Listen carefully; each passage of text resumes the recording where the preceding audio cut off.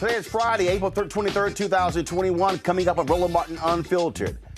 General Motors unveils its new plan to spend dollars with black-owned media outlets. I'm going to explain to you why it is grossly unacceptable and it is a trash offer, and why the two black media companies agree to it and, frankly, sell the rest of us out. I will explain. North Carolina's Republican Lieutenant Governor slams Democrats for their voting rights efforts in a congressional hearing. I'll show you why this man is stuck on stupid. You'll also hear Reverend Dr. William J. Barber testimony at the same hearing in favor of restoring the Voting Rights Act. New York passes a bill to restore voting rights to people on parole automatically. And in Virginia, another unarmed black man shot by cops. Also, in North Carolina, a black man has been shot there, and the community is calling for bodycam footage to be released in the shooting of Andrew Brown. And in L.A., the leader of Black Lives Matter says that despite Derek Chauvin's conviction, there's still a lot to do. She joins us along with the father of a young man who was killed by cops in Los Angeles. And how much are you teaching your children about finances? We'll talk about that in our Education Matters segment. It is time to bring the funk on Roland Martin Unfiltered. Let's go. Whatever the biz, he's on it. Whatever it is, he's got the scoop, the fact, the find. And when it breaks, he's right on time and it's rolling. Best believe he's knowing. Putting it down from sports to news to politics. With entertainment just for kicks, he's rolling. It's on go, roll, y'all. It's Roland Martin, yeah. Rolling with Roland now. He's funk, he's fresh, he's real, the best, you know he's Roland Martin now.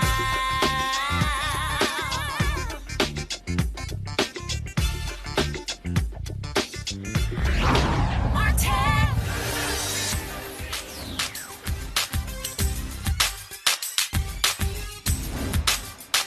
Been frozen out. Facing an extinction level event. We don't fight this fight right now, you're not going to have black-owned media.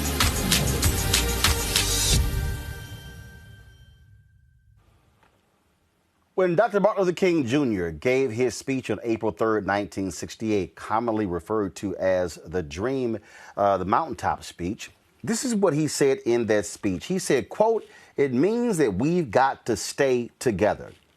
We've got to stay together and maintain unity." That's exactly what he said. The next day, he was assassinated on April 4th, 1968. I wish Urban One CEO Alfred Liggins, as well as NNPA leader Ben Chavis, had followed what Dr. King had to say. Today, the folks at General Motors sent me this email announcing this press release. Please go to my computer. It says, do y'all see it? It says, General Motors transforms approach to diverse media relationships. New action plan follows series of engagement sessions with diverse media. Approach seeks to drive economic empowerment and support a sustainable ecosystem. Plan includes increasing spend with black-owned media to 8% by 2025. It says the company has adopted an action plan with 5 components.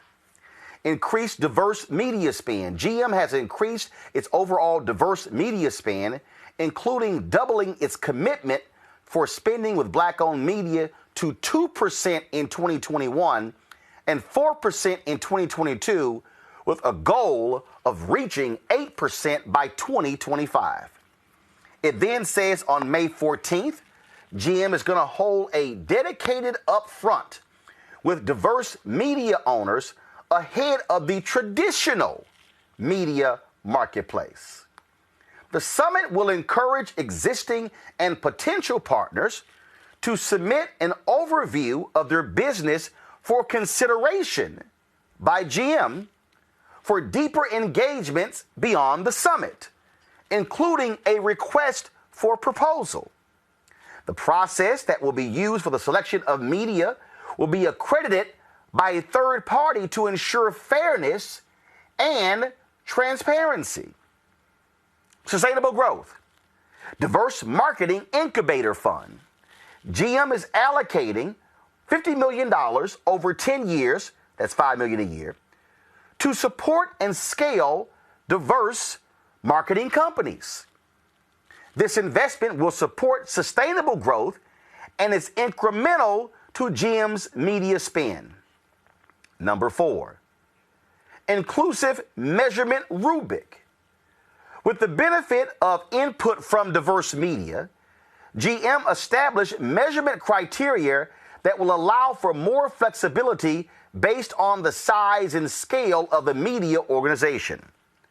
GM's priority, in collaboration with diverse media, is to create a win-win for the diverse media companies and GM. Number 5, expanded opportunities. Prospective partnering analysis. GM and its media buying agencies will use a multi-factor analysis for selection of diverse media. The analysis utilizes new criteria for assessing capabilities, reach, and analytics to drive more opportunity for diverse media. This is the quote from Deborah Wall, who is GM's Global Chief Marketing Officer.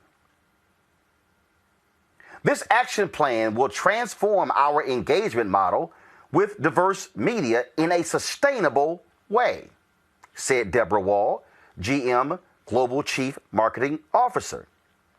Over the course of several weeks, we met with many diverse-owned media organizations. We are grateful for the transparency and spirit of collaboration which helped us frame this inclusive approach. Now watch this. Today's announcement follows GM's pledge in June 2020 as part of the Alliance for Inclusive and Multicultural Marketing to commit equality, inclusion, and systemic change in advertising. Alfred Liggins, CEO of Urban One, which owns Radio One, TV One, Clio TV, Boss Up, and those sites. Quote, I applaud GM for taking the results of their thoughtful and robust discussions with a significant number of diverse media entities and then developing this thorough, bold, and transformational plan to increase engagement with diverse media. Urban One is the leading platform to reach African American and urban consumers, and we have been delighted with our long and successful partnership with GM. Today's announcement will allow our platforms and other diverse media groups to create unique and customized ways for GM to reach their customer base. Here's the next quote. The NNPA notes with appreciation a recent substantive discussion with General Motors Chairman and CEO Mary Barra and with other GM executives about establishing a strategic partnership between GM and the NNPA going forward today in 2021 and into the future, said Dr. Benjamin F. Chauvin Jr., President and CEO of the NNPA, of the National Newspaper Publishers Association. The new GM action plan. The new GM action plan, including stated commitments to increase advertising spends with African American owned newspapers and other African American owned media, is good news for Black America.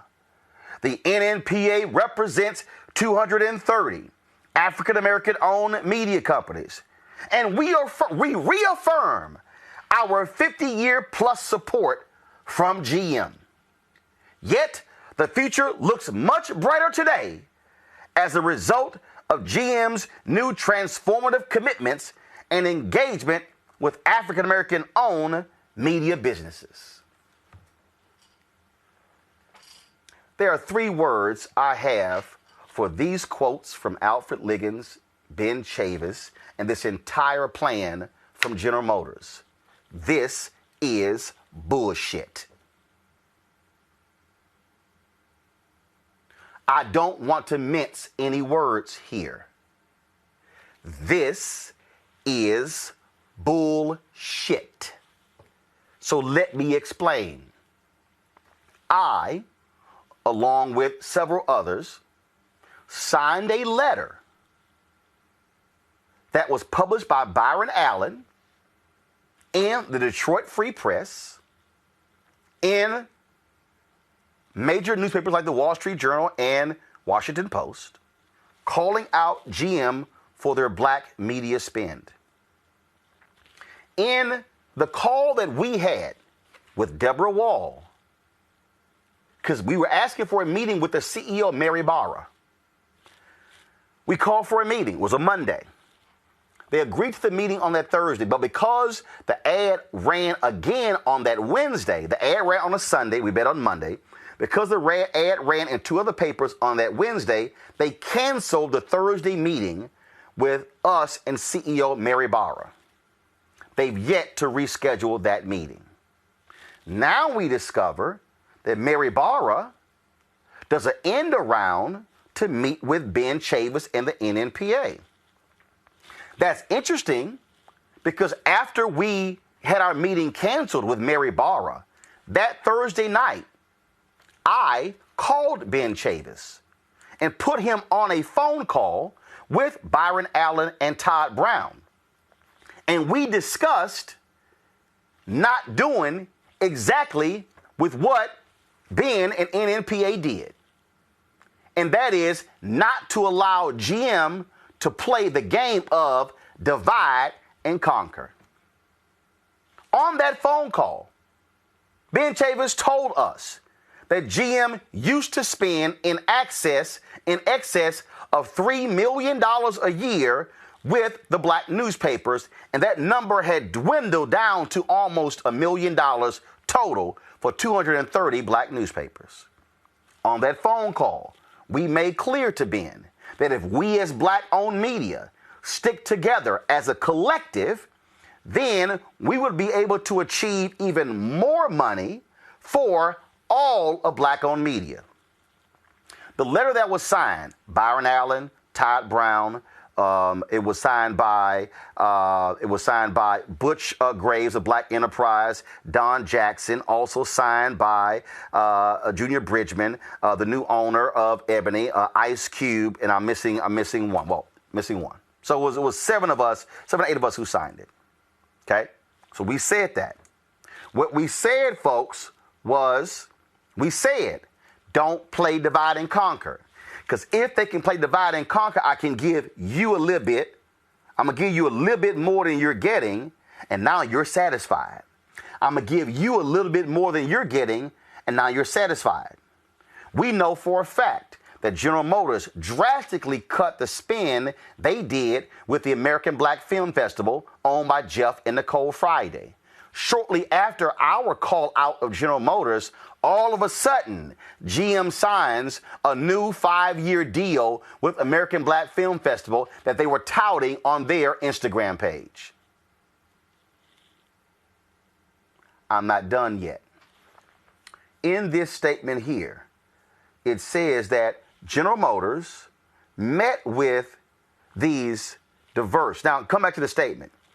It says, General Motors today announced significant changes to the company's model for partnering with diverse media, including diverse-owned and diverse targeted media. Come back. In our discussions, we made clear to General Motors, we are not talking about diverse-owned and diverse targeted. We're not talking about black targeted. We're talking about black-owned. What that meant was, we said to General Motors, do not include Black Entertainment Television, BET, in this discussion that we're having. Do not include The Root in this discussion that we're having. Do not include iHeart's Black Information Network, and I have a commentary on there, in that because they're black targeted. We said we are not talking about black targeted, we are talking about black owned.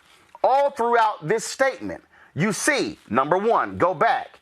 GM has increased its overall diverse media spend, including doubling its commitment for spending with black-owned media to 2% in 2021.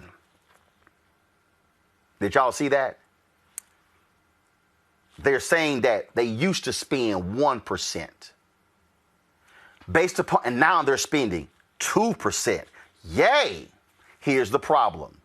In the meeting that we had with General Motors, we said, you're spending $3 billion annually on marketing.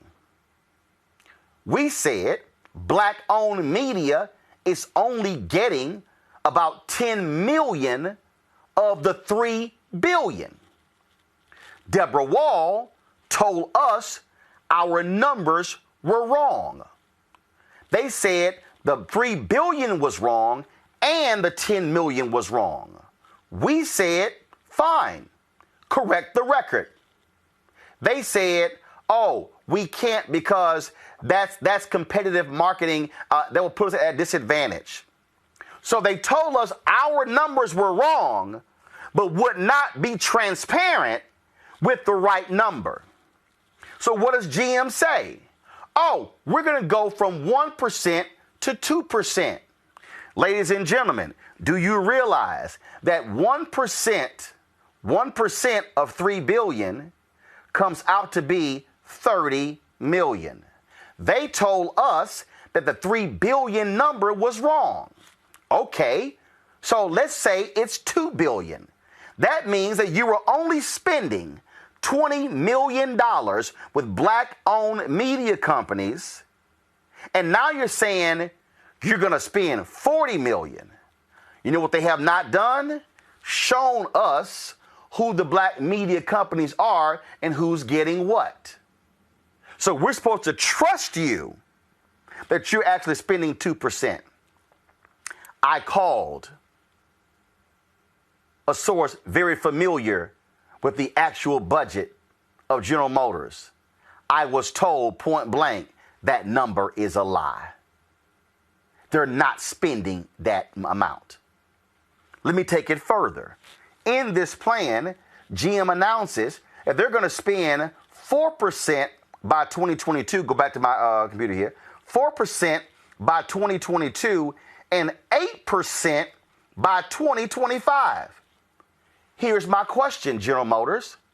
Why are you waiting 4 years to spend 8%? Why can't you spend 8% now? Let me inform all of my listeners and viewers who are watching.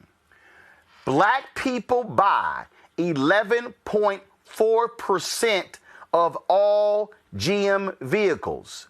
GM moves what? 7 million vehicles a year? I want you to listen to what I just told you. Black people account for 11.4% of all vehicles sold by GM, but black-owned media was only getting 1%. Now GM is saying we at 2%, and we're going to be at 8% by 2025. That means that even by 2025, GM will be spending less money on black-owned media than the percentage of cars that black people are purchasing from General Motors. Explain to me, how is that equitable? Let's go a little bit further. In the statement here, General Motors says that they came up with this plan by having meetings with diverse media companies. Ooh, let me help y'all all on this one. I was one of the people who signed the initial letter to General Motors. I was on that Monday call with Deborah Wall. Guess when General Motors scheduled their meeting with me? Next week, April 28th. Don't y'all find it strange that General Motors would announce this new plan that's been praised by Alfred Liggins at Urban One and Ben Chavis at the NNPA, but you're not meeting with one of the signatories of the letter which forced you to release this plan until next week. Todd Brown, who is launching HBCU League Pass, one of the signatories on the letter. They're not scheduled to meet with Todd until May 1st.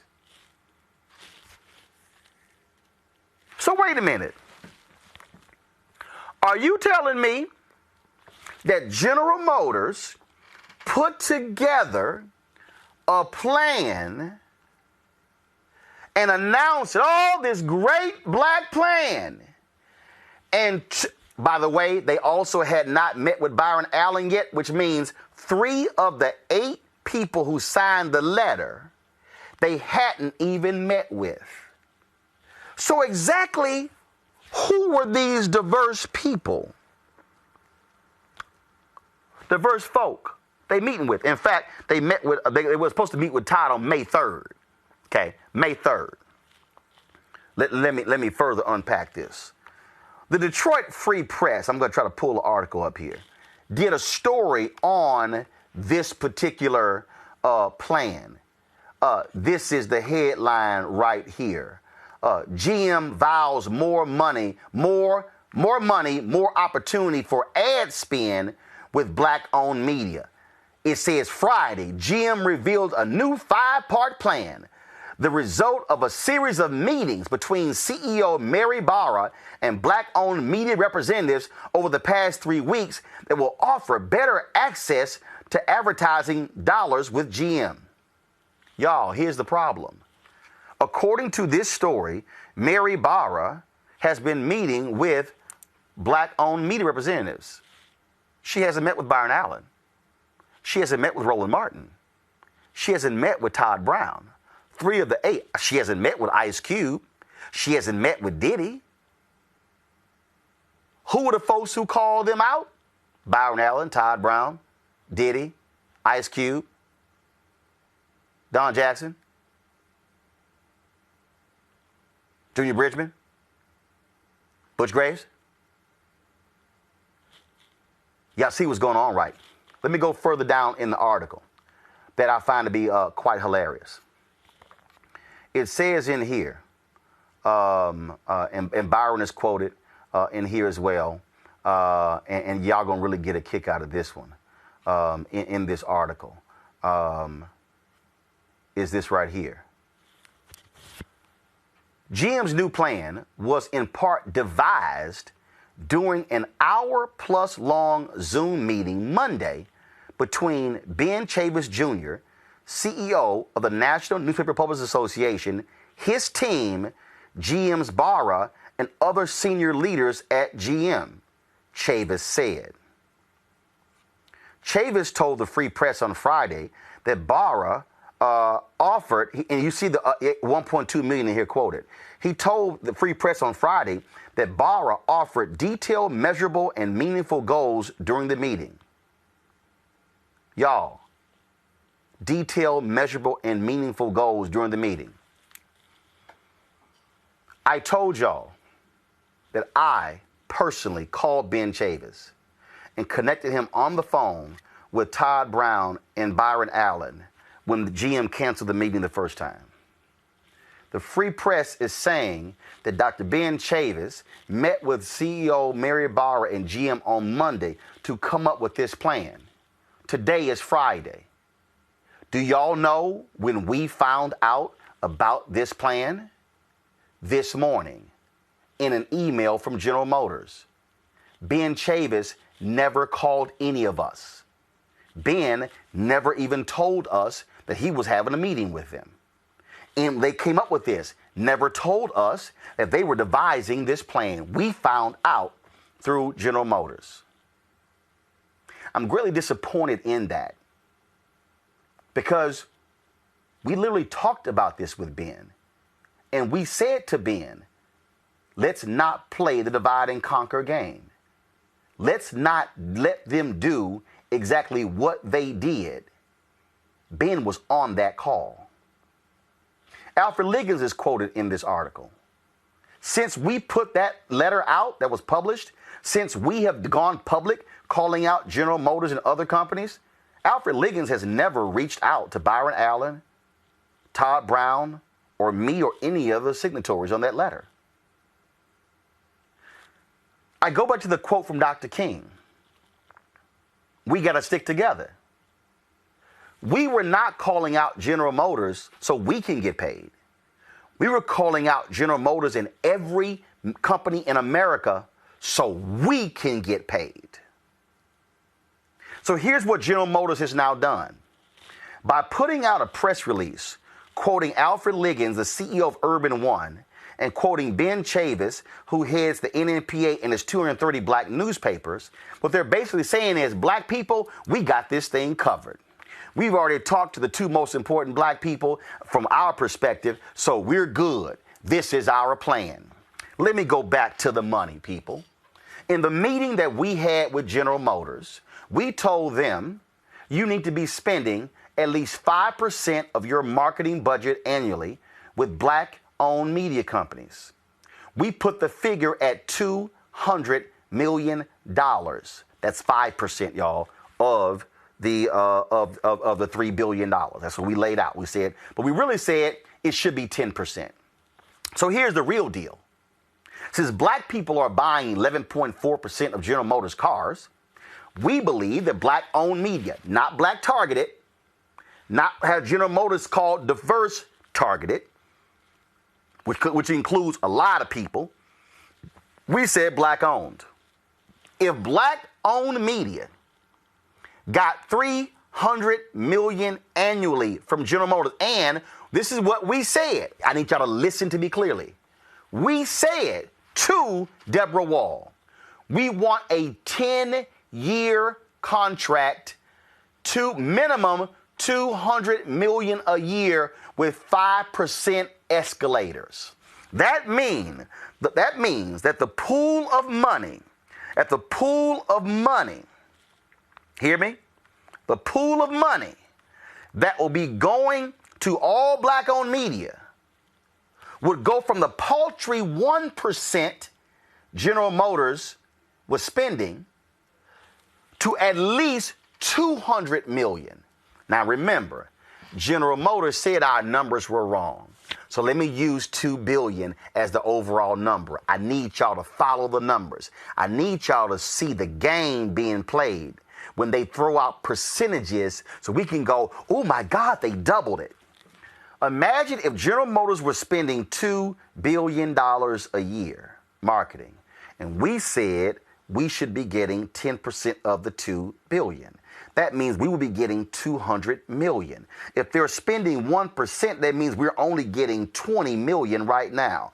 That means that if the black-owned media companies, Alfred Liggins and Ben Chavis, had stuck with us, we collectively would have gone from, again, we don't trust their numbers because we believe the number is around 10 million, but let's just say it's 20. We as black-owned media would go from 20 million in 1 year to 200 million in the same year. Let's just use General Motors numbers. Take 2 billion. They said they were doing 1%, now it's 2. That means they've gone, if they were doing 2 billion, that means they've gone from 20 million to 40 million in 1 year. Then they say we're going to go to 44% in 2022. That means they want to go from 40 million this year to 80 million in 2022. But then they want us to wait 3 more years. Y'all ain't paying attention. They want to go 2 to 4% in from 2021 to 2022. But then they want to wait 3 years to go from 4 to 8. That means that you want to go, you ain't using your numbers, you want to go from 10 million, from 20 million, and y'all want to take it to 8% by 2025? Why are we waiting 4 years? The black-owned media companies exist right now. We are here right now. I'm here. Byron's here. Todd's here. Essence is here. Junior Bridger Ebony's here. Black Enterprise is here. Blavity is here. I can go on and on and on. Y'all, we're all here right now. But see, what General Motors wants us to do and go, whew, they want us to be like Alfred Liggins and Ben Chavis. Whoo, boy, this is a great plan. No. Game, recognized game, y'all. Let me take you back. Let me go back to that plan. Let me further unpack this thing for you. Look at this here. On May 14th, GM will hold a dedicated upfront with diverse media owners ahead of the traditional media marketplace. Y'all, what they're saying is we're going to have the real upfront where we spend the real money. And we do a little summit over here for y'all. GM, if we're media companies and they're media companies, why aren't we in the same marketplace? Are you talking about GM creating a separate but equal marketplace? Or is this a separate but unequal marketplace? In here, I love this here. The summit will encourage existing and potential partners to submit an overview of their business for consideration by GM for deeper engagements beyond the summit, including a request for proposal. The process that will be used for the selection of media will be accredited by a third party to ensure fairness and transparency. Oh! General Motors, do y'all use a third party for white media? Is there a third party that y'all use when you go and meet with Complex and CNN and MSNBC and Fox News and GQ and others? Is a third party vetting them? So exactly why is there a third party to vet, quote, accredited media?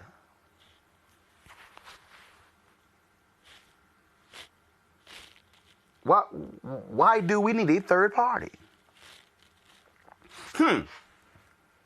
Diverse Marketing Incubator Fund. GM is allocating $50 million over 10 years to support and scale diverse marketing companies. I'm sorry. Is that black-owned marketing companies? Because I recall in the letter that we published, we were very specific. Black-owned. This says diverse marketing companies. Y'all, this is the game that they play to freeze black-owned media out. They use phrases like diverse, BIPOC, black, indigenous, people of color, or whatever that phrase, what the hell it even means. We know what black-owned is. We're real clear. And let me help y'all out. Y'all about to get blown out by this. Go back to the traditional media marketplace. Y'all see that right there? The traditional media marketplace. Guess how much money these agencies and businesses commit in the upfronts? 80% of their marketing budgets. Y'all didn't hear what I just said. 80%. Go back to here. So they commit 80% of their marketing budgets during these upfronts. Deals literally being signed. Oh, but they're going to give us a summit where we can submit proposals. But y'all ain't asking for proposals from the white-owned companies. Y'all cutting ad deals. So why isn't General Motors going to cut ad deals on May 14th? Folks, this is why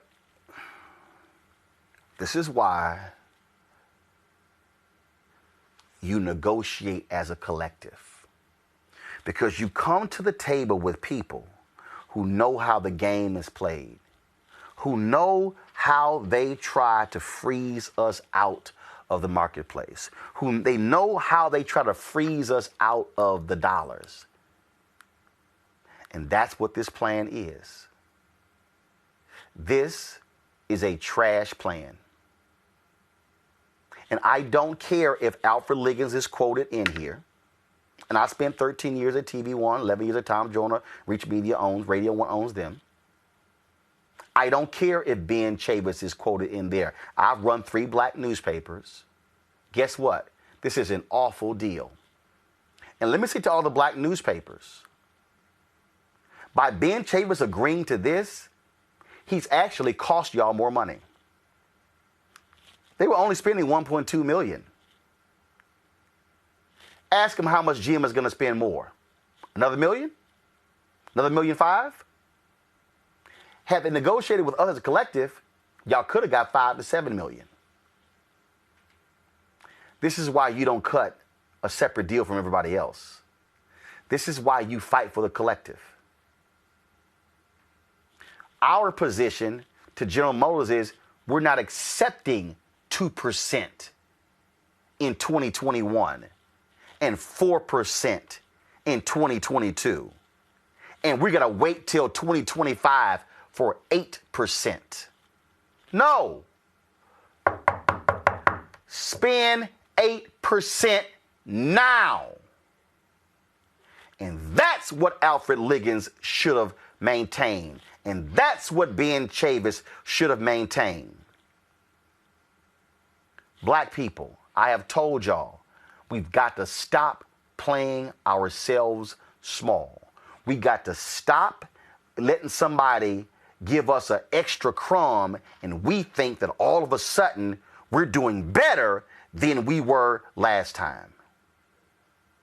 This, folks, is an awful deal. And let me be clear to every single major company out there. Do not try to use this General Motors plan as a model, because this is a trash plan. This is grossly unacceptable. This is not going to allow black-owned media to be able to grow the way it needs to grow. This is not increasing the pie. What this is doing is playing us small. And I say to the black senior executives and the black board members at General Motors, you should be telling Mary Barra and Deborah Wall, this is simply unacceptable. And just because you got 2 black people to sign off on this does not mean folks like me are going to sign off on this as well. So General Motors, I look forward to our meeting on April 28th. Don't come with this plan. Y'all better come with specifics. Because here's the deal. I'm not getting any money from y'all right now. So what the hell I got to lose? I'm going to bring in my panel right now. Michael Imhotep is the host of the African History Network show. Also joining us is Xavier Pope, host of Suit Up, news owner of the Pope Law Firm, and Candace Kelly, legal analyst, Start Your Morning analyst with Black News Channel. What I've laid out here, Michael, is the games that corporate America plays with black people. Yep. How they like to do the end around and then get black folks say, ooh, boy, this is a great plan. I love this. General Motors could be spending 8% this year. They don't want to. They're saying, right, we'll wait 4 years to spend 8%. And guess what? If the black market share of cars bought, GM cars bought, dropped from 11.4% to 8%, guess who will be fired? a whole bunch of executives, including Deborah Wall, the chief marketing officer. So they want us to keep buying GM cars, but they don't want to spend money with black-owned media. I totally agree, Roland. I've been reading an article here from the Detroit Free Press about this, and I've lived here in Detroit all my life. So, yeah, the game recognizes game. You can't slick a can of oil. This is the game that they're running. They can go to 8% right now, but when reading through the bullet points, the article from the Detroit Free Press lays out 5 key parts. As soon as they said diverse ownership, I knew right then that they weren't serious, because the meeting that you had, you all were speaking specifically of black-owned media, and having to have a summit on May 14th so that leaders of companies with diverse ownership can then pitch their proposals. That doesn't even make sense. But in this article, on page 2 of this article, Byron Allen called this what it is. He said it's a dog and pony show. And this is exactly what it is, okay? He said GM showed Byron Allen the new plan Friday morning, since he would not be meeting with Mary Barber until May, and he No. Let me correct you. General Motors did not show Byron the plan. I got the email. I sent Byron the email. He wasn't even aware of it. Go ahead. They reported this incorrectly in the article from Detroit Free Press, but he called the plan a dog and pony show. And he said GM is defending that they don't need to defend, they need to include, okay? He said going from $10 million of an ad spend to $20 million when you spend billions is not inclusive. Yeah, this is garbage. But what happens is they think that they can pick off some of us and we go for this, and they break up the unity. So, and the other thing is, by waiting to 2025 to go to 8%, they're probably hoping some of this black-owned media goes out of business. That's the other thing. Candace, look, the reason we're putting this level of pressure, because this is why black-owned media is dying, because we have been frozen out of the dollars. This is why I'm working with this group out of New Jersey, where billions are being spent in New Jersey, and black people are not getting the private equity dollars. They're not getting the contracts. They're not getting any of those dollars. And so if we don't, as Dr. King said, learn to stick together, then this is the game that they always have played. Divide and conquer. Always. This is the Jim Crow of media agreements when you look at it, because they really are saying separate but equal, right? Just as you said. And not only that, but they're going to put you through extra hoops. And this is what they do often. They put you through extra hoops in order for you to prove yourself. And you've already proven yourself. This is why Byron Allen sued Comcast and went all the way to the Supreme Court, because there are companies that have to prove themselves just because they're black owned. But he made his point. But even with going all the way to the Supreme Court and getting what he wanted, we are still dealing with this. And just like Michael said, in due time, because of the way that newspapers and media organizations often unfold, some of these organizations may fail. And then they can say, well, that's one organization that we don't have to deal with anymore. Mary is someone who should lose her job. Why? Because she has not even returned calls. She has stonewalled you and Byron and others, all the people who signed those letters, when she knows that not only is this a bad deal for you, but it's actually a bad deal for GM. Black folks are buying the cars already. Why not put the advertising dollars in the place where they can reach more black and brown people? Have they not seen the statistics that are out there? If you're 5 years old today, there are more black and brown people than people of non-color.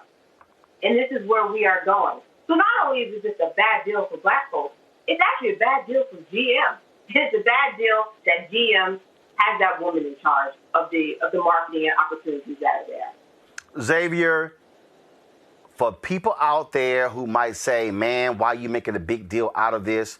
Because this is the exact same thing that's happening with law firms, with black-owned media, engineering firms, accounting firms, bond firms. We can go janitorial companies. This is economic apartheid. What General Motors and all of these major corporations are practicing is economic apartheid, where they want black people to keep buying their products, but they do not want to spend dollars with black-owned companies. When I was growing up, Roland, I thought that Sanford and Son was a black show.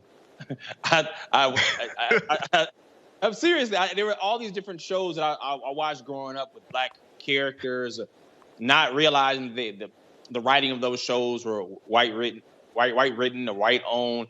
And so if we look at certain, you talked about this really great when you talked about black targeted. We look as the black audience that are buying cars.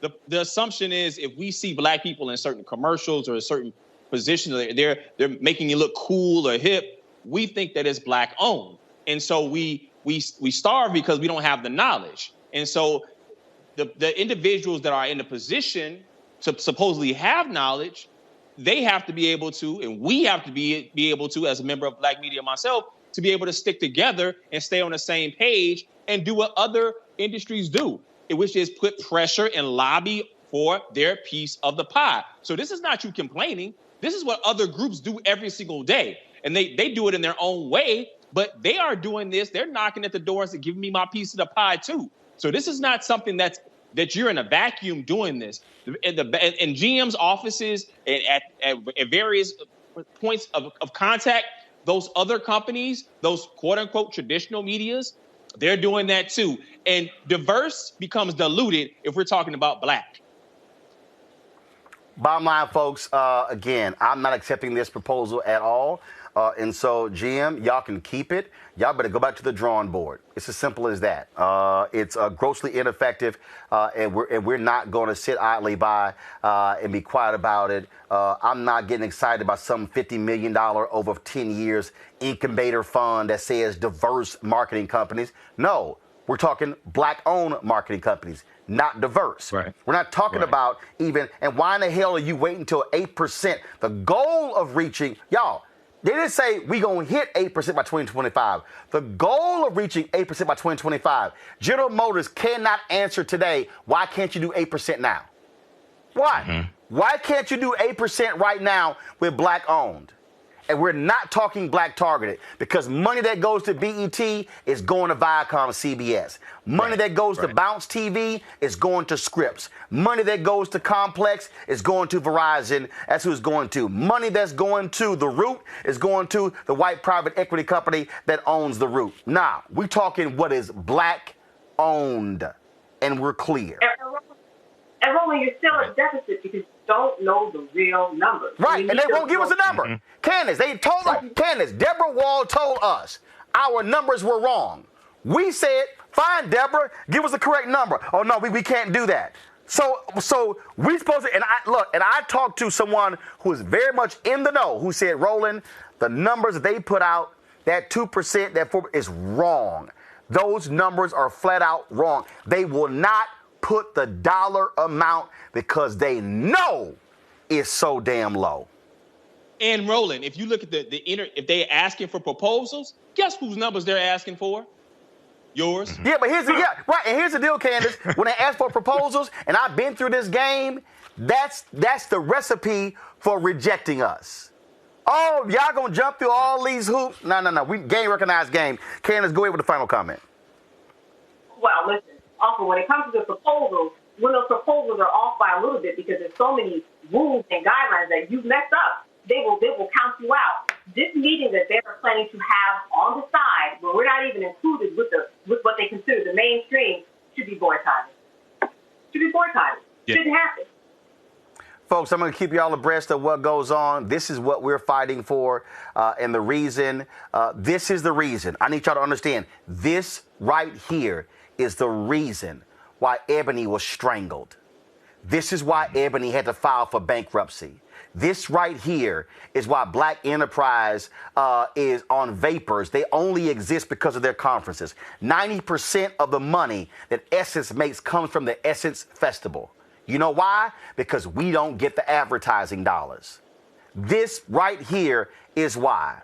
And they love sending money to Black targeted. And hey, J.C. Watts created the Black News Channel, but guess what? A Pakistani-American billionaire is now the majority owner of Black News Channel. Black News Channel is not Black-owned. It's Black-targeted. All I'm simply saying is this here. We want to be in a situation where we could create Black billionaires who own media companies. But they want to strangle the dollars from us. And what we're saying to General Motors and every other corporation in America, y'all love Black folks buying y'all products. Y'all gonna spend with Black-owned media, or we gonna sit here and publish and discuss every single one of y'all. So the rest of y'all out there had better come up with some real plans, because what GM put together is simply grossly unacceptable. We're going to a break. When we come back, we're going to talk about the issue of voting in this country. We'll talk about the leader of Black Lives Matter in Los Angeles, and also craziness on the Hill. Y'all want to hear a fool out of North Carolina, a Black Republican, try to criticize the fight against voter suppression? Oh, I got something to say to you, Mark Robinson. That's next on Roland Unfiltered. I believe that it's movement time again.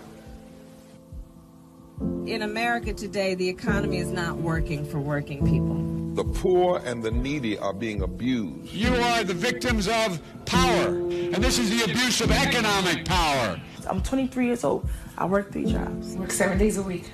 No days off. They're paying people pennies on the dollar compared to what they profit, and it is time for this to end. Essential workers have been showing up to work, feeding us, caring for us, delivering goods to us throughout this entire pandemic, and they've been doing it on a measly $7.25 minimum wage. The highest check I ever got was nearly $291.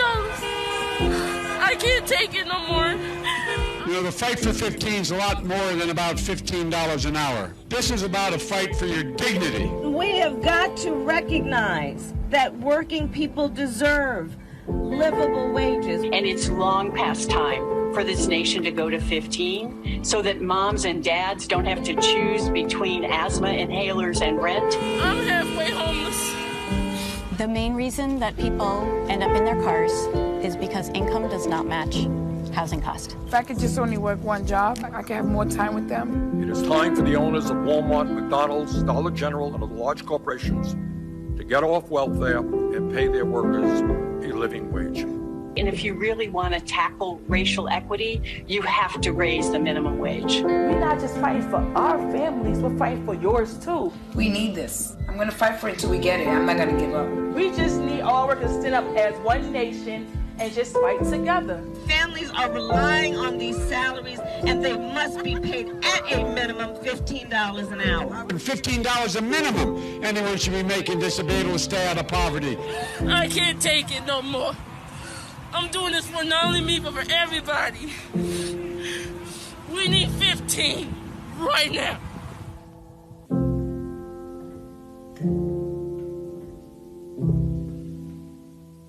Black TV does matter, dang it. Hey, what's up, y'all? It's your boy Jacob Lattimore, and you're now watching Roland Martin right now.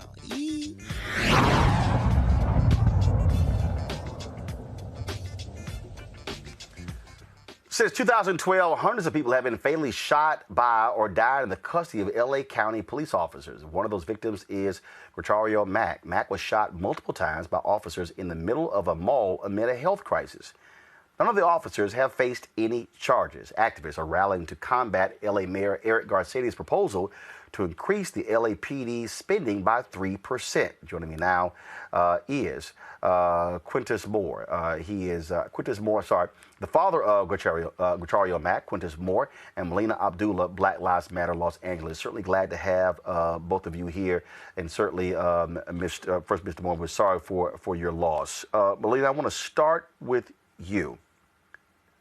Increase the spending of the LAPD by 3%. Most people have no idea that most of these major cities, 30 to 40% of the entire city budget is going to police departments.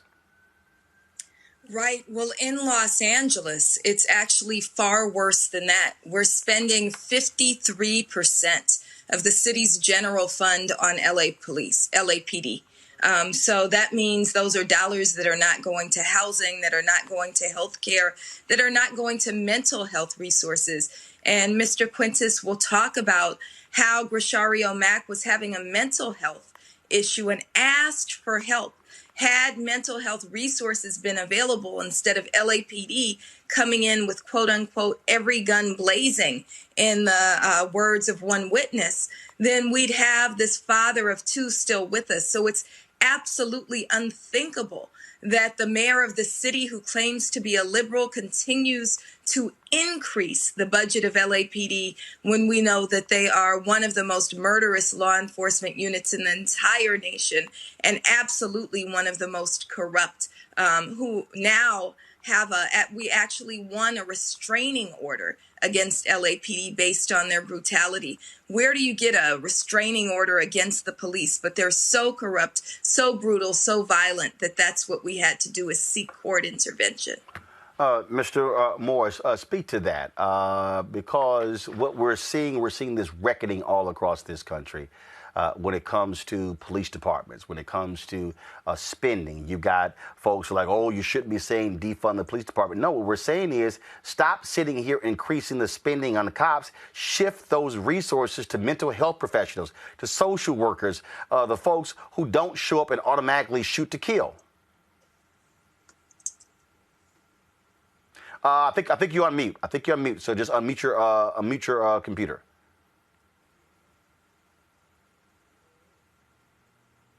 Keep talking. He's still on mute. Control room, could y'all please work this out to see what's going on here? Melina, I want to go to you. To that point right there. Again, how we spend the resources. Okay, there we go, Mr. Moore. Go ahead. Okay, yes. Now we got you. Go ahead. First of all, I know, some police officers. The sheriff's department in L.A., they go to the academy for 4 months.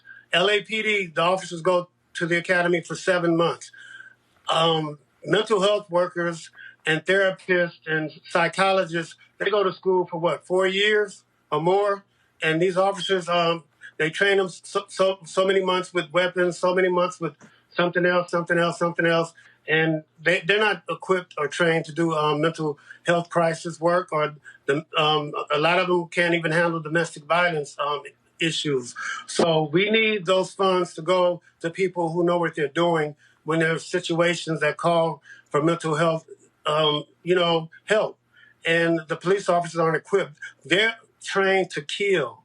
They're supposed to apprehend, but as we've seen across this country, what they're doing is killing. And in the case of my son, he was having a mental crisis in a public, crowded mall in the daytime with thousands and thousands of shoppers, men, women, and children. And my son was having a mental crisis. He had a little kitchen knife with him, like we used to carry pocket knives back in the day. He had a little kitchen knife. He was paranoid, and he asked the security guard. And some of the patrons in the mall said, "Why don't you call the police?" They said, "No, if we call the police, we know what might happen." And that's exactly what happened. My son asked the security guard for help. The security guard said, "Okay, I'll get you some help." She went to call her dispatcher, not the police.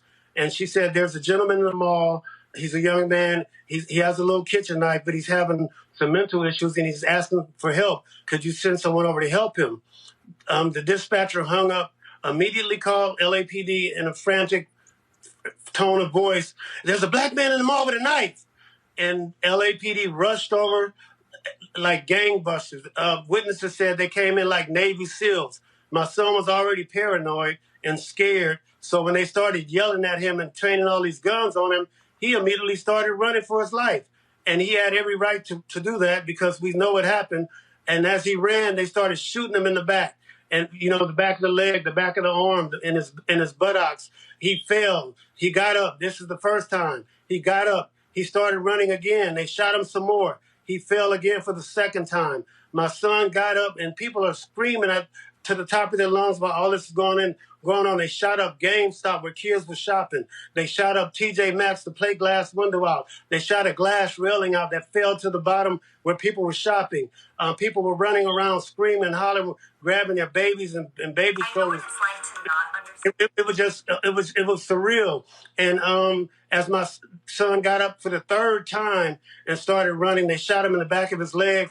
He fell again, Roland, for the third time, laid there in a fetal position in a puddle of blood. But thanks to Black Lives Matter, we were able to get an independent autopsy. All of those first 6 or 7 shots were non-life threatening. My son would have still lived, but the knife that fell no longer deemed a threat. He was never a threat. The police were the threat. They shot like 15 times in the mall. 7 or 8 of the bullets hit my son. They were the threat. And as he lay there in the fetal position, they walked over, point blank range, and shot him in the chest and killed him after he asked for help. And so I know Billie Holiday had that song, Strange Fruit. There's a lot of strange fruit going on in L.A. And LAPD and the Sheriff's Department are the most corrupt law enforcement agencies in America. And that LEOBR, the Law Enforcement Officers Bill of Rights, I know they took it down in Maryland. They need to get rid of it out here. These police associations are taking up for these cops. They're enabling them to do what they do, and they need to be dismantled. And if we commit a crime and we go to jail, they take us immediately to an interrogation room. The cops, due to these associations, they get to go take a week's paid vacation, get their lives straight, and try to get their lives together. And while they're getting paid, and they give them lawyers. They can't be personally sued. They have a fund for that. So, it's just, they're just enabling them. And the last thing I want to say, Martin, is that when we all got together and went to Sacramento for the AB 392, the accountability bill, I remember one of the police association officers, he was on the con side. There was thousands and thousands of pros, but this one guy was on the con side. He was a cop. And they asked him, what do you have to say to fight, this bill to keep this bill from passing? I'll never forget. He said, if this accountability bill passes, we'll have a hard time getting new recruits. Milana, that is just unbelievable. It is unbelievable, but it's believable because that's what happens, and that's why. And I think Mr. Moore was really just really brilliant in presenting why we have to push back against these police associations that pretend to be unions but are not unions. We have to remember that unions, I'm a member of a labor union, I'm an educator. Mr. Moore is also an educator and a member of a labor union. Unions are not only about trying to push for the best salary and benefits for their members. They're about solidarity with working class people. Well, the police associations don't care about other working class people. They only care about the very narrow interests of their members. And so it's really important that we think about the role of these police associations. They're the ones who paid for the defense for the Derek Chauvin trial. Kim Potter, who stole the life of Daunte Wright, was a president of her police association. And so as Mr. Moore is sharing, one of the things that we have to recognize as we push for accountability and push for something greater than accountability, push for justice, we have to recognize who our opposition is and do everything that we can to fight back against that opposition. So for us, what that means is ousting police associations from the House of Labor. They don't have any business in the same room as Mr. Moore and I. We have to end the special rights like the Police Officers Bill of Rights, like qualified immunity. And then something that you pointed to at the beginning, Roland, is, it's police associations that are jockeying for, lobbying for, but also bullying and bribing elected officials so that they can continue to gobble up these massive shares of the cities and counties' public funds. And so what we have to do is recognize that they are our opposition, and we have to really pull the fangs out of police associations and render them really useless so that we can move forward in what's in the best interest of our people. And that means protecting the life of Grishario Mack and doing good work in his name. That means moving police out of mental health calls, moving police out of traffic stops in the name of people like Daunte Wright. and really advancing the things that the community needs, things like mental health resources and good jobs and reentry programs and housing. Mr. Moore, final comment from you. What do you want the folks who are watching and listening to do? Well, we want to, like Sister Melina said, to end these associations, get rid of the Law Enforcement Officers Bill of Rights. The chief out here, the LAPD chief, Michael Moore, said he couldn't fire a cop if he wanted to because of the power that they have. The police commission found what those cops did to my son out of policy, yet nothing has been done to them at all. And one more thing, Roland, I wanted to leave you with. We all saw the movie Training Day. The cops that stopped that guy at the gas station, the Army veteran, the Army officer, that guy who did that to them was a training officer. The one who shot Dante Wright, she was a training officer. The one who killed George Floyd, he was training those other officers that helped him kill George Floyd. And they always want to cry, we need more training, we need more training. But look what the training officers are training them to do. Make a great point, sir. Both of you, I appreciate your work. Please let us know what more we can do, and we'll look forward to having you back. Thank you so much for having us, Roland. Thanks so much. Big fan. Thank you. I appreciate it, sir. Thank you very much. Folks, in Virginia, another unarmed black man shot by police. 32-year-old Isaiah Brown is in intensive care with 10 bullet wounds, and his family is demanding answers. The frightening story took place in Spotsylvania County, where authorities say a deputy gave Brown a ride home after his car broke down at a gas station. The deputy, who was white, told Brown's family that he was not in trouble. But when Brown called 911 for an alleged domestic dispute shortly after, the same deputy returned and opened fire. The family is confused as to why the officers shot Brown. Virginia State Police are investigating the matter. Let's go to North Carolina. The family of a black man killed by a sheriff's deputy is demanding officials release the body cam footage of the police encounter that killed Andrew Brown. On Wednesday, sheriff's deputies were attempting to arrest Brown at his home in Elizabeth City. According to Brown's family, he exited the house to his vehicle unarmed, where he tried to drive away as police fired shots at his car. Now, local civil rights leaders say the release of the footage is for transparency. If the sheriff's department fails, if the district attorney office fails to release that body camera to provide the transparency that this community needs to move forward, then we cannot build trust, and therefore justice cannot be done. None of the officers involved have been identified, but all of the officers who were at the scene have been placed on administrative leave.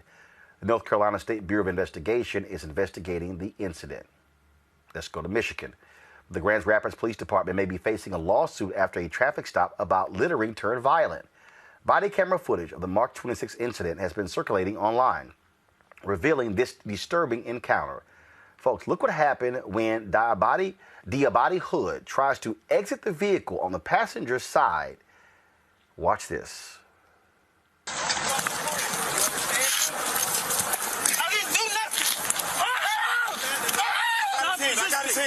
Stop resisting.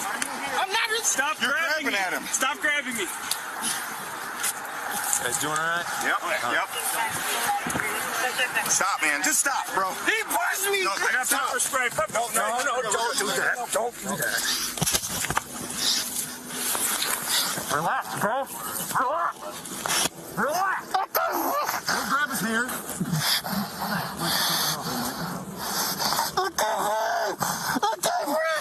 Breathing right here, bro. The video clearly shows Grand Rapids officers, folks, punching Hood in the face while he's on the ground. Police say they found 4 weapons inside the vehicle, and all 3 men in the car were arrested on felony charges. The Grand Rapids Police Department says the stop was reviewed by supervisors and members of the department's training unit and found no malice. In Georgia, the ex-Atlanta cop who shot and killed Rayshard Brooks wants his job back. Currently facing murder charges, Garrett Rolfe and his attorney appeared before a city board requesting to be reinstated as an Atlanta police officer. The chief of police or their designee will not may, will ensure that a completed notice of proposed adverse action is issued to the employee in person or by certified mail. Did I read that accurately? Yes, you did. So based on your previous testimony, it was Chief Shields' obligation to make sure that Officer Rolfe received a copy of the notice of proposed adverse action in person or by certified mail, correct? Correct, according to the document, correct. Now then we look at number 2. There should be at least 5 working days between the date of the notice of proposed adverse action was issued and the date scheduled for the employee response session, correct? Correct, that's what's stated on the document, correct. Because if we're gonna give an employee, and they have a right under the ordinances to give an employee response session, they have to have an opportunity to appear, and they have to have an opportunity to prepare, correct? We've already established that. Correct.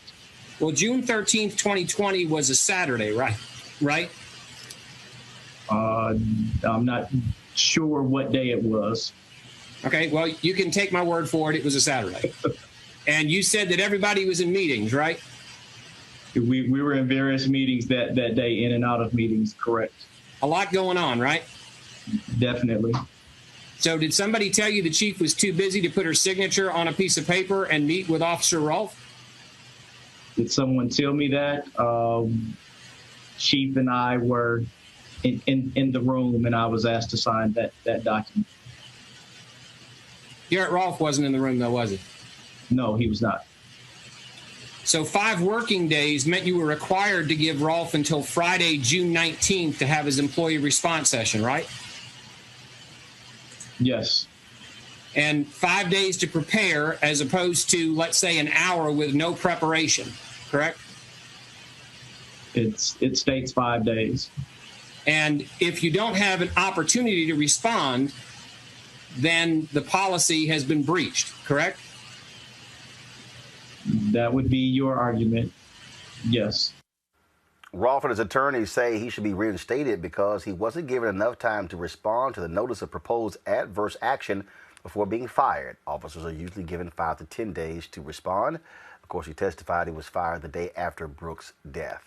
Let's go back to our panel here. So I'm talking about all of these police cases, and again, when you stack them one behind the other, what you see here, Candace, is pattern.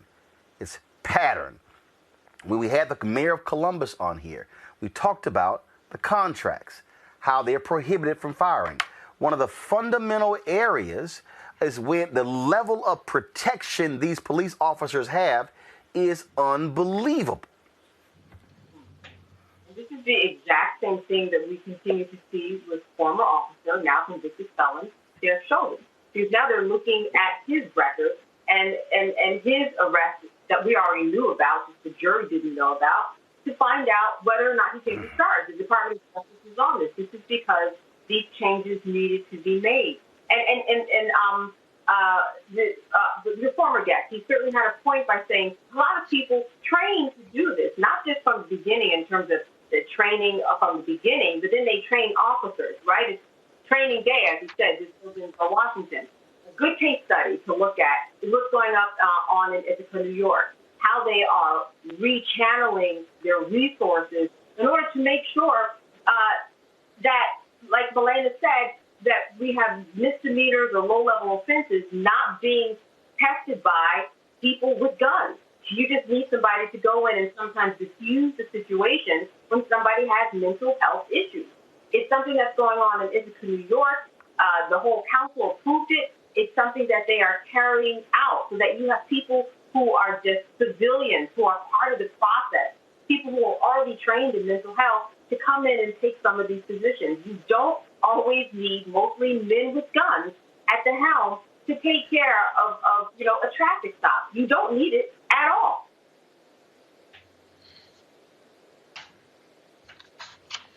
People ask us all the time, why do y'all keep showing these videos? Why do you keep talking about it? It's because now with video, people are now seeing how widespread and rampant this is, and we have to keep it in folks' face and not let them somehow say, out of sight, out of mind.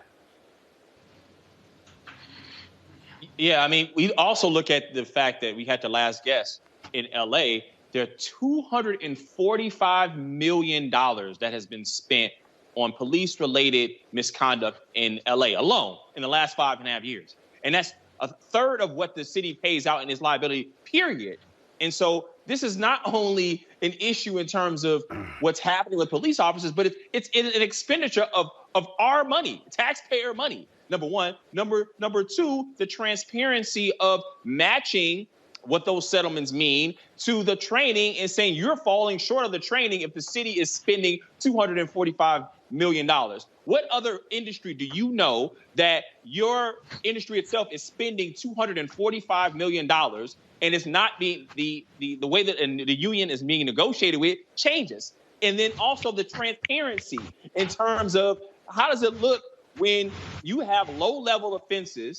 We saw this with the chief of Minneapolis Police, Arredondo, state that the $20 issue with George Floyd in terms of him wound up losing his life in a conviction of Derek Chauvin should have never even happened in the first place. And so we have all these interactions with law enforcement that are going way overboard. We saw the Supreme Court ruled in Tennessee versus Garner, you can't shoot a suspect in the back. So it's not just the issue with mental health services. Is if there is an issue, you shouldn't be shooting people in the back in the first place. Michael. Roland, this case here in Grand Rapids, Michigan, I read the reporting from WXYZ Channel 7 here in Detroit, as well as Wood TV in Grand Rapids, Michigan. And, it's a disturbing case. Number one, they said they recovered 4 weapons from the car, but in reading the reporting from the 2 sources, neither one said that the weapons were illegal weapons. Nothing said that the weapons were illegal weapons. Now, they've been the stop ended with 3 felony arrests. In none of the reporting does it say the felony arrests were for illegal weapons. Right. So and then Tyrone Bynum is the attorney representing the 3 men. And hopefully, you can reach out to them and get them on to interview them, because this is a really strange case. Tyrone Bynum said that the punching of Diabate while Diabate was on the ground, he said that's excessive force. They told him to stop resisting, but he's trying to cover up his face because you keep punching him and punching him in the eye. Now, he was charged with trying to take one of the officer's weapons. I don't know if he actually did it or not, but this is strange. Reading the reporting on this and watching some interviews dealing with this is a strange case here. It is. And look, we're just going to keep focusing on this. But the bottom line is this here, people. Look, the momentum is there. The pressure has to stay there. It has to be constant. We can't just go, hey, Chauvin found guilty, it's all good. No, we've got to keep, as Congresswoman Maxine Waters says, you got to keep the pressure there to change these laws. Yes, the Maryland legislature overrode the veto of the governor, getting rid of that officer's Bill of Rights. It has to happen in other states as well if we're going to see any substantive change. Let's go to Iowa, where a woman accused of running over a 12-year-old black boy and a 14-year-old Latina girl has pled guilty to all charges. During her court appearance Wednesday, Nicole Marie Poole pled guilty to several hate crimes connected to the December 2019 incident in Des Moines, Iowa. She also pleaded guilty to the attempted murder charges filed against her for hitting the kids. Poole said she struck the young girl because she is a Mexican and hit the boy because she believed he was an Islamic State terrorist. She is facing a life sentence. Folks, got to go to break. We come back. Let's talk about voting rights in this country, how even Republicans are real good at putting up clueless black Republicans to parrot their talking points, which will simply blow away next on Roland Martin Unfiltered. You see what's happening. It's not just in Georgia. It's here in Florida and in 43 states across the country. Last year, I had my voting rights restored with an assist from the Florida Rights Restoration Coalition. I did it for myself, but also for my future.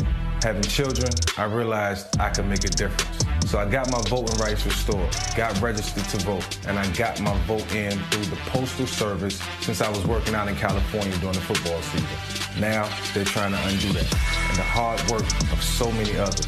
They're taking away drop boxes, making it hard to vote by mail. and they're still trying to make returning citizens pay for a poll tax just to vote. Now that we know what they're trying to do, let's stop them. Here's how. Call your legislators, call your members of Congress, and start by signing our petition at morethanavote.org/protect. The fight is not over. We're just getting started. Help us help you and protect our power. Hi, I'm Kim Burrell. Hi, I'm Carl Payne. Hey, everybody, this is Sherry Shepherd. You're watching Roland Martin Unfiltered.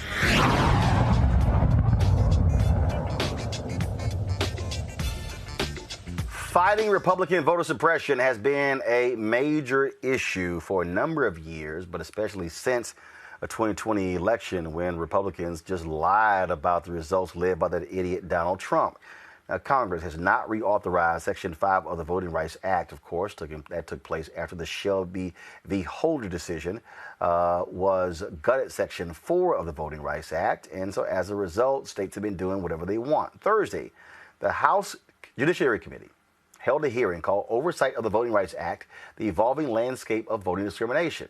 Reverend Dr. William J. Barber testified on the importance of the Voting Rights Act, while idiotic North Carolina's first black lieutenant governor, Republican Mark Robinson, says he is tired of his, quote, race being used to push a liberal agenda when it comes to voting rights. Y'all hit play. Remember, in North Carolina, the law was tried under the courts. The Supreme Court, a majority Republican, and the Supreme Court, and a three-panel federal district court said that what they did after the Shelby decision was voter suppression, surgical voter suppression, intentional voter suppression. This is not hyperbole. This is not about semantics. And it's not just about photo ID. They attempted to eliminate secondary registration, pre-registration of 16 and 17-year-olds out of precinct ballots the first week of early voting, and instituted one of the nation's most stringent photo ID. And we did not have a conversation about it. The courts looked at it under the microscope of the Constitution after the Shelby decision and said, this is surgical. This is intentional racism. That's what the court said, and showed that we need pre-clearance, and there should be no fear of pre-clearance. If you're not discriminating, you would not be afraid of the pre-clearance portion of the Voting Rights Act. Thank you, Reverend. If you could help me understand, was the 13th, 14th, and 15th Amendments to the United States Constitution passed and moved by Republicans or Democrats? Right, and was the movement to, put your microphone on, sir. That would be Republicans. Was the move for the 64 Civil Rights Act and 65 Voting Rights Act led heavily by Republicans or Democrats? That would be Republicans. And so as we sit here today, and as we're being accused by many of our colleagues on the other side of the aisle of wanting to somehow perpetuate the Jim Crow South, when in fact what we're trying to do is perpetuate laws that you can believe in, that you've so eloquently discussed, do you see any merit in that whatsoever? Absolutely not. And just if I have a moment just to add something. When you talk about that history is clear. Who stood on which side at every turn in history? It is clear. It's not even in dispute. And it's not in dispute now. What we want is integrity. We don't want power. We want integrity. We want the right thing to be done. We want to encourage citizens to be responsible. We want to have the best election system in the world. In the world. Third world countries, places like India where the poverty rate is staggering, they have to show that finger when they go vote. It's time that we modernize our election system in this country and stop playing all these silly games based on race. And please, stop using me as a black man as your pawn. And yes, I said it, to push your agenda. I'm sick of it. It happened a long time ago in this country, and I'm tired. Chairman, I would ask that the witness answer the question. His time has expired. Mr. Chairman, Mr. Chairman, Mr. Chairman, I just have a unanimous consent request to insert something in the record. Unanimous consent to insert something in the record. Consent request. 5 minutes, Mr. Johnson. You've already said that we could enter that in the record. You said it in your opening, Mr. Chairman. What changed? Mr. Johnson, can you hear me? So we're not going to insert something in the record? So Republicans can't enter anything in the record? I'm just so the need clarification. The chairman doesn't want us to be able to insert stuff in the record? Maybe in a few minutes, but not right now. Oh, because when I had my time closing, I didn't want to insert it at the time inserted when I spoke. Mr. Johnson, we're going to go in proper order. You're recognized for 5 minutes. Well, this is a great way to run a hearing.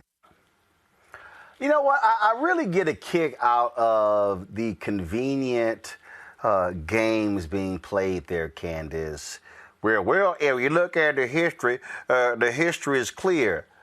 Republicans love talking about 1865, 66, 67. Mm-hmm. They love talking about 1964, 65, 66, 67, 68. But they don't never want to talk about 2010, 2011, 2012, 13, 14, 15, 16, 18, 19, 20, and 21. Candace, it's clear. The federal courts ruled that Republicans in North Carolina had a laser-like targeting of black voters to keep them from voting. It's no lie when 5 federal courts ruled that Texas's voter ID law was discriminatory against black people and Latinos. And so my deal is, you can run Uncle Festa up there, and he can rep down by I'm sitting here using black. I'm tired of being a pawn. How about not being a pawn?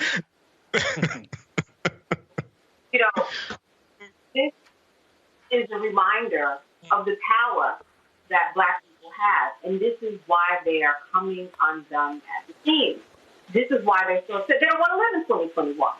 Because 2021, when you look out your window, looks like you and me, right? And you and I are in the line to go vote. It's very interesting that they are using this time to finally change the laws. All of a sudden, some of these laws have been on the record for 15 years, but as soon as the vote is swayed against them, they decide to change it. Clearly, we are seeing what is going on here. I don't see why it's falling on deaf ears of this man who testified. But clearly, we see the pattern, like you said. This is something that we know is getting on their nerves because we have the power, and it's something that we have to continue to fight, or else we're going to append the next voting election. The only reason they are trying to change the laws, Michael, is because they lost. That's it. I mean, we can sit here and dance around all we want to. That's the only reason. They lost. If Ossoff and Warnock had not won Georgia, if Biden and Harris had not won in Georgia, if they had not won in Arizona or Pennsylvania, they would not be trying to change the law. We all know that. Well, you know, Roland, this is this plays into the Senate Judiciary hearing that took place on Tuesday, when Senator John Kennedy of Louisiana got his behind spanked by Stacey Abrams. Okay, and she broke down what's wrong with Georgia Senate Bill 202. But Mr. Roy in the House of Representatives, he wanted to talk about history. And he wanted Lieutenant Governor Mark Robinson to co-sign. But see, Republicans only want to deal with one side of history. They never want to talk about the compromise of 1877, when Republicans conspired with Democrats so that Rutherford B. Hayes, the Republican candidate of the 1876 presidential election, could become president. The Republicans agreed to remove the troops out of the Union troops out of the South that were protecting the rights of the newly freed slaves to a certain extent, because that's what the Democrats wanted. They don't want to talk about that. They don't want to talk about the Lily White movement in 1928, when the Republicans wanted to get Herbert Hoover elected as president. So they appealed to Southern segregationists Democrats in 5 former Confederate states to get them to vote for Herbert Hoover, and he became president. And then Mr. Roy talked about 1964 Civil Rights Act, but he doesn't want to talk about Barry Goldwater of Arizona, who ran for president in 1964, who was a Republican and who was against civil rights. And he doesn't want to talk about the party realignment that took place, because many Southern segregationist Democrats left the Democratic Party, and where'd they go? They went to the Republican Party. You're dealing with a different Republican Party, and you're dealing with a different Democratic Party than you were dealing with before that party realignment. So they don't want to deal with that history. Run that on somebody that doesn't understand history. But, Xavier, the thing here is they don't want to deal with what's happening today. And they don't want to deal with being called out. And the bottom line is They are specifically targeting black young voters and others because they're trying to use the law, trying to get rid of drive-in voting, curbside voting, trying to get rid of same-day registration. They are trying to, all of a sudden, only one ballot drop box in Georgia. Let's not have it outside. Let's move it inside so you can only drop your ballot off when the hour is over. We know the game here, and it's all been led by Republicans, period.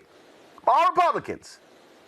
All Republicans. The big deal in Georgia that we're not talking enough about is that the change to the bill is any one person can make a mass challenge, and now there has to be a hearing of individual voters in that state. Where we saw in the runoff election, there were significant challenges, but a lot of different counties, they didn't have to actually to respond to those challenges because they were ridiculous. Now they're required to, or they'll be sanctioned by the state. So you can have one. Who do you think they're going to be targeting? The one person of mass challenges in those states, black people. And so what we're going to, but it's Roland. They've been really bold with their rhetoric. So getting their bold rhetoric on the books in terms of how they talk about black people can also be used in cases against them. So speak up. Be as racist if y'all want to be. Be as ignorant if y'all want to be, because that will be go on record. That can be used in lawsuits, just like it was in North Carolina, to be able to strike down the laws in that state. And speaking of North Carolina and Greensboro, a white member of the zoning commission has been removed for refusing a black resident's request to be addressed by her doctoral title during a televised meeting. Tony Collins got into a tense exchange with Dr. Carrie Rosario, an associate professor at UNC Greensboro, during a 4-hour zoning commission meeting. Dr. Rosario expressed concerns about a development project near her home. Described as a very disrespectful exchange by City Councilman Sharon Hightower, Collins insisted he was not trying to disrespect Dr. Rosario. Decide for yourself. We're here to approve the standards that have been presented. And if Mrs. Rosario has something about one of those standards... It's Dr. Rosario. Thank you, sir. If Mrs. Rosario has something about... Dr. Rosario. Well, I'm sorry. Your name says on here, Carrie Rosario. Hey, Carrie. It's Dr. Rosario. You got something I would call you Tony, so please, sir, call me as I would like to be called. That's how I'm identifying. It doesn't really matter. We're here. It matters to me. It matters to me. And out of respect, I would like you to call me by the name that I'm asking you to call me by. Thank you. Your screen says Carrie Rosario. I'm verbalizing my name is Dr. Carrie Rosario. And it really speaks very negatively of you as a commissioner to be disrespectful. Collins reportedly apologized in a voicemail. What say you, Candace? It's the same thing that we've been talking about all night. Whether you're talking about media contracts, or voting rights, or anything else. Some white people just don't want to give you the power that you have worked for and deserve. This is a woman who, some people are of this argument that if you are not a medical doctor, that you do not deserve that title. But it doesn't matter. You get your doctorate when you graduate from graduate school, right? And as a result, you can be called that. It is your option to be called that. Clearly, he did not want to regard her as anything that was above him. And that's exactly what was going on. As many times as she asked, he said, I'm going to disrespect you as a woman, a black woman, a doctor, everything that you bring to the table, and I'm not even going to listen to you. What happened is what should have happened. He should have left, been fired, been relieved. However the process was, the result was right. He is gone. Michael? Brother, this is the third white man I know of that got his behind whipped by a black woman about the past week. Jim Jordan got his behind kicked twice. Representative Maxine Waters told him, shut your mouth. Then Representative Val Demings of Florida went off on him when he tried to check her about law enforcement, and she served in law enforcement for 27 years. Then Senator John Kennedy just got his behind beat by Stacey Abrams on Tuesday, and then this took place. So you have some white men that feel threatened by intelligent African Americans, educated African Americans, especially African American women. So they better get used to it because we're not going away. It's white people that have a negative birth rate, not us. Well, I didn't understand it, Xavier. The woman, she said doctor, and I'm like, how hard is it? No, he just decided to be an ass. I kept saying by Miss, and then I'm just going to call you Carrie. He said, your mama call you Clay, name you Clay, because I'm going to call you Clay. That's the approach that he tried to take. And she was not having it. And we need more black people that will stand in the rightfulness in their own blackness. And what he tried to come to her is, who do you think you are? And she says, this is who I am, so that's who you're going to call me. More props to her. All right, folks, the elementary school has apologized after lesson plan incorrectly states enslaved Africans came to America by choice. The first-year fourth grade teacher used first lesson plans from an unapproved website as a source for educational materials. The worksheet was about slavery in colonial America and asked 4 questions, one of which was, why did slaves come to America? It provided a fill-in-the-blank answer that read, as an exchange for the trip to America, African Americans agreed to work for colonists for X number of years, but then were kept as slaves. Another question asked what jobs were done by enslaved people. It offered the answers, butter and blank around the house. Michael Pirro, the Pittsburgh Central School District, released the following statement. It was brought to our attention this morning that in January, a worksheet was used in a 4th grade class lesson on slavery during colonial times. The worksheet was in no way an accurate depiction of slavery during colonial times and was highly insensitive in tone. We immediately met with the staff members involved in the lesson and have taken steps to remedy the situation. This will include a reteaching of the topic of slavery during colonial times and remove the worksheet from student notebooks while providing them with correct, factual information on the subject. Furthermore, we are working with our 4th grade teachers across the district to be sure this worksheet is not being used in any other classrooms. I would like to thank the parent who brought this to our attention, and we have reached out to them in order to make a full apology for the use of this worksheet. We have also reached out to the parents of the entire class to share this error and apologize for it. I'm just trying to understand, so this is the rest. This situation reinforces the significance and importance of working with our staff with regard to high-quality resources, ongoing professional development, and culturally responsive, sustaining educational practices. This is something we take seriously and are continuous improvement. First of all, I'm just trying to understand something, Xavier. Why the hell are you using worksheets out of the class when you got approved materials in class? You on mute. That's what she wants to reinforce. We got it. Yeah, I mean, Roland, that's what the teacher wanted to reinforce. Really, if that's your objective is to teach kids racist nonsense, then that's what she's going to get across, and hopefully it gets across. Didn't you start this show and start out with saying this is some bull? This is some bull. Being plain and simple. It's crazy to me. It's beyond laughable to me. All right, y'all, in Greenville, Texas, pending an investigation, elementary school teacher is on leave for sending a parent a picture of her foot on a black boy's neck. The teacher texts this photo to Zaylene Jackson's mother shortly after the verdict of Derek Chauvin. The student and his mother believe the teacher sent the picture as a joke, but Jackson's aunt does not see it as a joke. The aunt, LaCadrian Jackson, alleges the teacher said she would put her foot on the boy's neck if he didn't stop misbehaving in class. When the boy and other students said she wouldn't, he got down on the ground and took the photo. The Greenville Independent School District released a statement saying, Dear Greenville ISD families, Tuesday, a highly upsetting picture depicting a black student with a foot on his neck was posted and circulating on social media. Upon learning about this, we immediately contacted the family to check on the student to ensure his well-being. We will continue to be in touch with the family to be sure the student feels safe on campus. Our Human Resources Department immediately contacted the employee who staged the picture. We'll take the situation very seriously. It will be thoroughly investigated and appropriate action will be taken. We have heard from many community members and we understand their concern and anger. Greenville ISD embraces diversity and believes in the importance of treating all people with respect and dignity. Really, Michael? Roland, how many white students has that teacher done that to? That looks like child abuse. You can't do that. Okay, so I don't know how long this person has been a teacher. I want to know how many white students have you done that to? And also, I'm not exactly sure the date that this took place, but because of this whole era of Derek Chauvin, George Floyd, why would you think something like that would be acceptable? Hello. You know, but now hopefully this teacher is not teaching those students about slavery either. hopefully she ain't doing that either, you know. But if I could comment quickly on the previous story, Roland, if you want me to, dealing with slavery. Come on, quick. Okay. I encourage everybody to download the study from the Southern Poverty Law Center called Teaching Hard History American Slavery. Teaching Hard History American Slavery.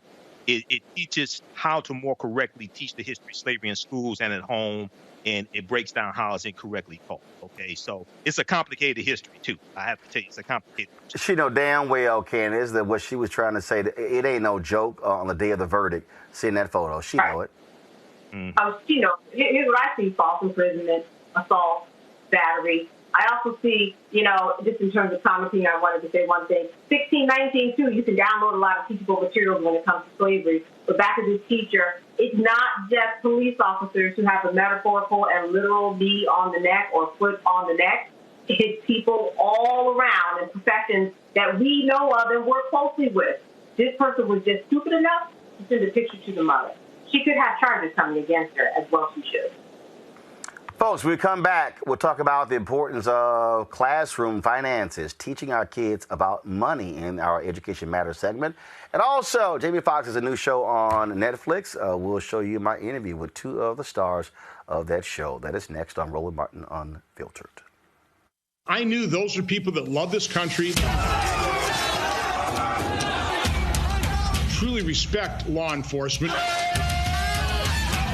You better run, cops! Would never do anything to break a law. The Capitol police officer tragically killed. Officer Sicknick is the 5th person to die. I knew those are people that love this country. Had the tables been turned, those were tens of thousands of Black Lives Matter protesters, I might have been a little concerned. Marty's Touch is responsible for the content of this advertising.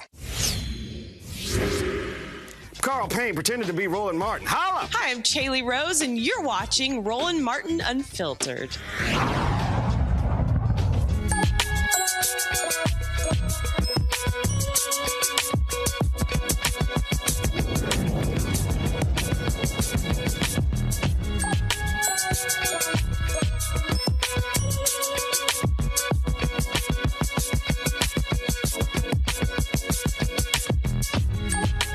All right, folks, young moguls are our future leaders. That's why the World of Money is hosting a virtual World of Money Youth Financial Education Training Institute.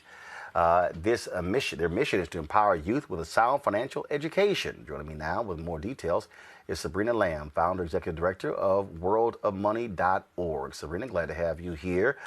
Money, obviously, is a topic that is crucially important, and the bottom line is it has to be taught, and we got to stop assuming people are getting this stuff in the class at home. Listen, we have to start, and thank you for being an advocate and delivering almost nightly master classes on the economic liberation, or for the economic liberation of African Americans. And when we talk about this subject, sometimes the conversation does not include children. Our children are watching the economic disparities. They understand, or they sense that something is going on. Something is behind that curtain. And so for the last 16 years, the World of Money organization has been committed and is the leading provider of immersive financial education for children ages 7 to 21. And so the only way we can start to, or include in building this generational wealth gap, Roland, is to start with financial education. And speaking of that and how critically important that is, we used to, of course, have homemaking, if you will, in schools. You had trades that you were required to take. I remember that was the case in junior high and high school growing up in Houston. And it's still crazy to me that financial management is not mandatory in middle school and high schools. Well, it won't be. And here's why.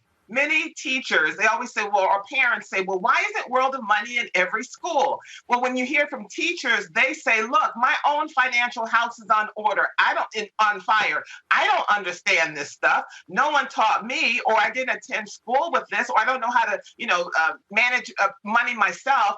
But when you deliver, it's really important who teaches the financial education, because often, and we know this financial education everywhere. If we Google it, it's everywhere. but it has to be delivered to respond to the person that we want to teach.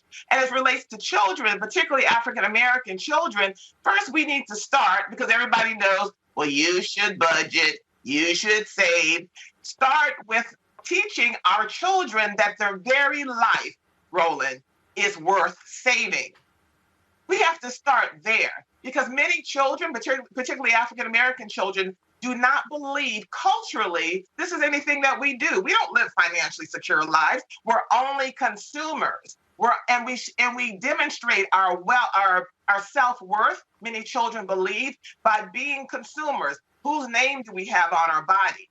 And so at World of Money, we bring children, from a consumer mindset to being savers and investors, and really important, Roland, being philanthropists, because we believe that you can't give, or nothing can enter a closed fist. And so our children are provided with a holistic financial education, starting with Mansa Musa, one of the richest human beings in the world, originally from Mali. Well, bottom line is this here. You have to, as far as I'm concerned, we have to be there, because we cannot have another generation who grows up who doesn't understand money, who doesn't understand negotiation, who doesn't understand investment, who doesn't understand savings, who doesn't understand credit scores, and how critically important that is when you're just starting off after college, or heck, even while you're there. That's right. And so one of the things we teach at World of Money, never sign a document you don't understand what it is. And many of us do. And when we ask parents or children, why did you sign that document? Why did you sign that loan document? Many believe they don't have the right to say no.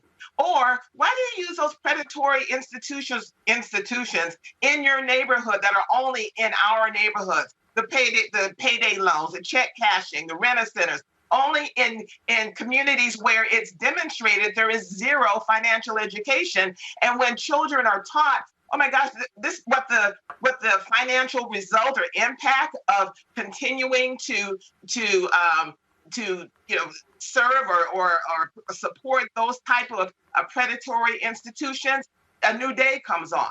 But first we have to teach children that we're not a community or a people that don't have the power to change so much. I mean, our approach is definitely from a holistic, in terms of not from hoard or greed, but using one of the most powerful currencies on the planet. And we teach our children also how our people have leveraged the power of their economics to achieve human rights liberation from, Montgomery bus boycott and so on. Apartheid. Questions for our panel here. I'll start first with Candace. I'm wondering, what do you think the solution is in terms of first steps to teach young people how to get in the game? I'm barely hearing Candace. I know she asked something, but I barely could make out what. Candace, ask the question again, because Sabrina couldn't really hear your question. Okay, can you hear me now? I heard you say that. Yes. Go ahead. Okay. In terms of, what are some of the first steps that you think young people should be taught in order to get into the game of that economic building and wealth building, and understanding that they're not just consumers? I heard in order to get young people into the wealth building, and then I did not hear the remainder of what you said. In order for them to be entrepreneurs and not just consumers. Okay, so that is part of it. If you're not a saver, an investor, an entrepreneur, a philanthropist, and so forth, you don't have a proper or a holistic engagement with money. We definitely teach at worldofmoney.org entrepreneurship, because we encourage everyone to have another stream of income, not just one, delivering on a job, which is probably great, or a career, but how to create other tools so that you can have another stream of income in your life.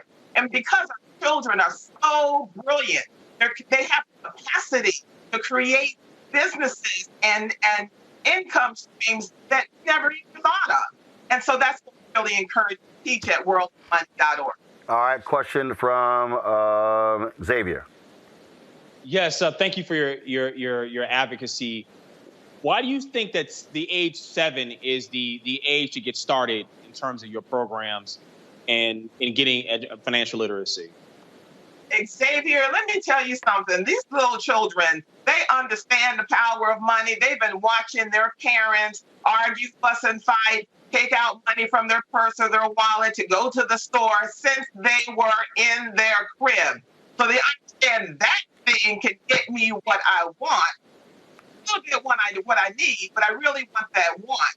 And so we started at 7 because we want to start to rearrange how children feel about interacting with money, that they can become financial team players in the household, so that families, which I believe are businesses that have revenues and expenses and goals and so forth, so families can come together with their children. What is our savings goal this year? What is our philanthropic goal this year? What are we going to support? What kind of business can we create as a family? So money, starting with age 7 and probably even younger, is an opportunity for families to come together and strengthen their bonds, as opposed to we're arguing that someone passed away, we don't know where the will is. We want me to have the pearls. We wanted financial education, and strengthening the bonds within families lowers the emotional chaos and the yelling regarding this very powerful currency. All right. Last question coming from Michael. You know, I think it's great what you're doing, and you know, I used to teach entrepreneurship for a number of years. I was just wondering, what are some of the types of businesses that the children have started? Oh, so Dante Stewart _Av, which is an online platform that curates artists in creating revenue streams for their art. I think of Russell Theron.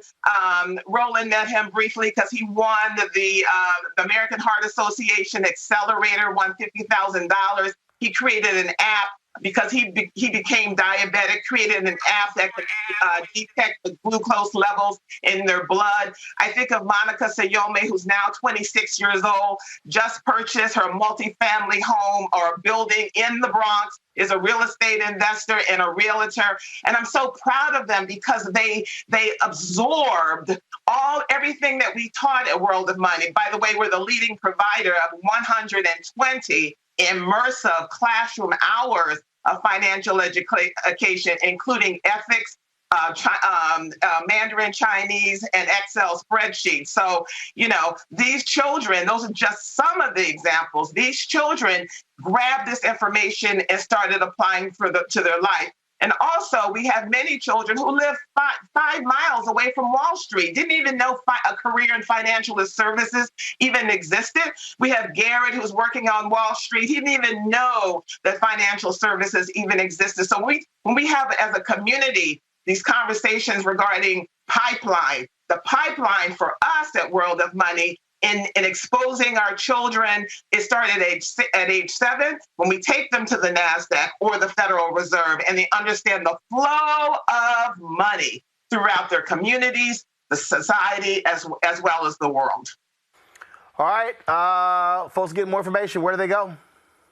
worldofmoney.org. And on May 1, we're having for women a Born Rich global conversation about money. We have experts from South Africa, from Ghana, from the United States, beaming in to inspire women so that we can all, of course, men are welcome. And we're going to have a seminar or a forum for men in June so that we can all hit the reset button regarding our relationship with money. Thank you so much. All right, Sabrina Lamb, thank you so very much. All right, folks, the new Netflix comedy, Dad, Stop Embarrassing Me, is inspired by the real-life relationship between Jamie Foxx and his daughter, Corinne, who also serves as the show's executive producer. I caught up with co-stars Portia Coleman and Jonathan Kite, who told me what it was like on being on the set with the comedy legends, David Alan Grier and Jamie Foxx. Roland Martin Unfiltered. Yes, Portia, you didn't know I was going to be here today. How funny. No, I did not. I love it. Indeed. Jonathan, how you doing? Good, man. How you doing? Doing great. Portia and I were texting late last night. He was jamming on the gram, too. I was jamming on Instagram. She had no idea I was going to be chatting with her today. Glad to have both of y'all here. Let's get right into it. Portia, how do you deal with being the ignorant daughter of David Alan Grier? The ignorant? I thought being the daughter of the ignorant father, David Allen Greer. You know what? Listen, it's like, the apple don't fall from the tree sometimes because, that is our father. So there's certain moments in this show where you're going to really feel like, no, she didn't. No, he didn't. But then you realize, oh, that's why they all family, because he's the matriarch of the family. So it was amazing playing alongside David Allen Greer because he is iconic. Him and Jamie Foxx on In Living Color is like nothing you can ever, recreate because of their chemistry. But now watching them play father and son and the dynamic of the sister and then the boyfriend and then the daughter, it was just incredible to watch that dynamic. But, I don't feel like I'm ignorant. I'm smart. I'm educated. And I just have little moments when it's like, oh, okay, I should have known that. But I didn't. I guess a blonde moment, if you want to say. Little moments. That's what we call them.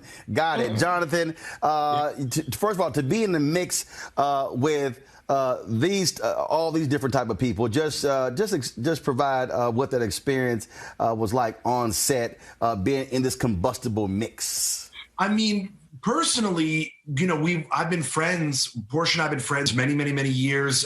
Jamie and I have been friends many, many, many years. And to do a sitcom with people that you love and respect, but that you're actually friends with is not, I think there's an idea that people are just know each other in Hollywood, but that's not the case. So to finally get on set with people that you have an actual previous relationship with, that you care about and you spend time with, is a dream come true. Now, professionally, it's unbelievable because everybody on the show is so multi-talented in so many ways. And to bring like a collection of these people, it feels like the Avengers, right? So it's like everybody can do everything. And so when you get us together, it really is like the perfect starting five. Yes. And obviously there were lots of, first of all, it's a sitcom, but I'm sure at some point somebody had to say, cut, enough with the laughing. My goodness. Look, come on. We got to get some work done.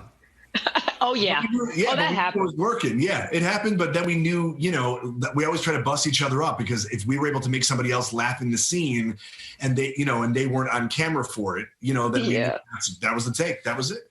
Oh, so many moments. I remember like one episode when, Jamie's in one of his characters and he has this boombox that's a backpack. So when he walks on set, you think he's carrying a backpack, but it's a whole boombox. And next, he presses play and the boombox is just blasting music. And one day he started playing Proud Mary by Tina Turner. And all of a sudden, I'm just like, I'm inspired. I'm doing my Tina and I hit it. Next, Jamie busts right in. I'm telling you, and I have the footage. Like once the show comes out, we can release all this behind the scenes footage that we have. He went into full Ike Turner mode and we are just right in the middle of choreography and all. So to answer your question, there are so many moments that we have off camera that brought this to life. When you're seeing action and roll, we were already doing something in between where we just fell into it so organically. Because again, we are all friends and family in real life. So Jonathan, did you hop into that dance? Yeah, I played an audience member. I played a Tina Turner fan, a Tina fan, and who was just like, yep. He hit us with his signature. It's like the arms. His arms are signature. Yeah. I call it the bobblehead. But yeah, the fact that we were able to sort of have those performances for each other. That's the thing. I think we entertain each other so much. And the fact that we're able to bring that to a show, I think, is what makes it so entertaining. I would also venture, Portia, that because of COVID, because of what it forced productions to do, that frankly people became even closer than normal because you had to be locked in. I say the same way with my show. You have no choice but to sort of be this nucleus as a result of shooting this during all the COVID protocols. Without question. We were testing like every other day on the set. We would be in full blown, David Allen had the headgear on. We had to have masks. They were mandatory. Some of us, wore gloves. It was like they were going all out to make sure we were super safe.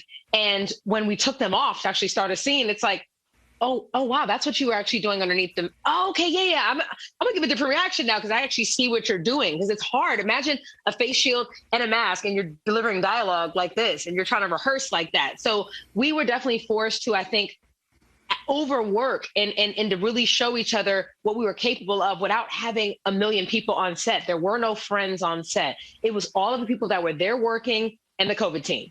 That's it. And everything else was all digital on Zoom. Even our run-throughs were on Zoom, and it was crazy, but we got through it. And to watch the show come to life how it did is absolutely incredible. And I dare say, Jonathan, again, that because there are no outside influences, it's just the folks working on the project, which is different from other projects. Yeah, I mean, it was a real bonding experience. You know, we were sort of going through this together in an incredibly unique and original way, because obviously nothing like this has ever happened before. But the fact that I think that we obviously have the backbone of Jamie Foxx, the stories with his daughter, the relationship, the legendary relationship between him and David Alan Grier. I mean, I think I think there was a lot of faith that we all had in each other, that this is going to be funny and that we are really good barometers for one another, because if we can make each other laugh, I feel like the world's going to have a blast watching the show. Yeah, because these are real stories. Yeah. You know, it's real stories. Corinne has this real, every story almost that you're seeing on the show happened between her and Jamie. And you're like, oh my God, he didn't really do that, did he? And she's like, he did. That happened. I'll tell you how old I was, where we were. So we're just bringing their own dynamic to life. And it's beautiful just to watch it play out. All right. Well, Jonathan, I appreciate it. Portia, you know you owe me. We got to kick it next time I'm in LA. I know, for sure, for sure. Roland, you're the best. Love you so much. Roland Martin. Love you as well, darling. Y'all awesome. Take care. Bye. Look forward to the show. Have a good one. All right, Dad, Stop Embarrassing Me. You can watch it now on Netflix. All right, to my panel, I certainly appreciate it. It has been an absolutely crazy, unbelievable week. Of course, Tuesday, Derek Chauvin found guilty. He'll be sentenced in 8 weeks. And, of course, then, of course, we had the case of Ma'Khia Bryant out of Columbus, Ohio. Happened the same day, covering that. It has been just one thing after the other. I think I would dare say, Candace, I think folk are really looking to a quiet respite this weekend. Then, of course, last night, so many of us were shocked by the news of the death of Shock G, of course, and also known as Humpty Hump, of course, with the group Digital Underground. And so, man, talk about, losing him, losing so many others recently, Black Rob, DMX, right? You name it. I do want to play this here, man. This was this unbelievable interview that was done where he was talking about. Shock G was talking about the sound. People often make a mistake when they make a mistake when we talk about hip-hop artists as if they're not smart, as if they're not musical geniuses. But listen to Shock G break down these incredible artists. Listen to this. Humpty Hump and Slick Rick rhyme from the nasal palate. Nas rhymes from the back of his throat. Biggie is a swinger. He swings like a horn player over jazz. B-I-G-P-O, P-P-A, no info for the D-E-A. He put more emphasis on the He's just spelling his name. But the flow, vicious. Pac, on the other hand, I think Tupac pulled from Martin Luther King, Malcolm X. I don't know when it is that we're gonna make it to the mountaintop. But one day, all the children will be able to play together. All the children, it's like pouring those words out because you mean it. And that's why, I never had a father figure, but I was raised by the thugs and the drug dealers. That's why I love that singing that Pac was doing and his stuff. Humpty Hump and Slick Rick rhyme from the nasal. Absolutely musical genius, dead at the age of 57. Mm-hmm. He played multiple instruments. Xavier, Candace, Michael, go. Yeah, Shock G played multiple instruments. He played multiple characters. MC Blowfish, Humpty Hump, Piano Man, Packet Man. Shock G was an extremely talented artist and producer, and it's a big loss for hip hop in a week of hip hop. DMX gave it to you. Black Rob made us go like whoa, and Shock G did what you like. Candace. The stage presentations and what he did, just in terms of the nose and the glasses and everything that he did, She was really a marketing genius. And what's amazing about all these people, you and I have been alive long enough to know of the time when they said rap is just going to be a passing phase.